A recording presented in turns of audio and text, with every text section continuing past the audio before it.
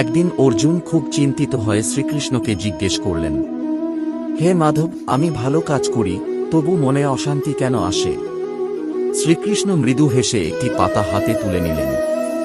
তিনি বললেন, অর্জুন, এই পাতাটি গাছে থাকলে সুন্দর সবুজ, কিন্তু যদি তুমি এটিকে ছিঁড়ে নিয়ে নিজে করে রাখতে চাও তাহলে কি হবে?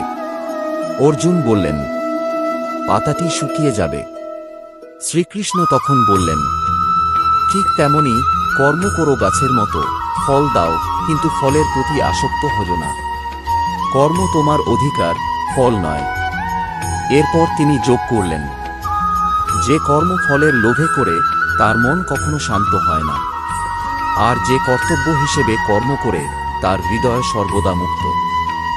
এই কথা শুনে অর্জুনের মন শান্ত হয়ে গেল। তিনি বুঝলেন, কর্মই ধর্ম, আসক্তি নয়।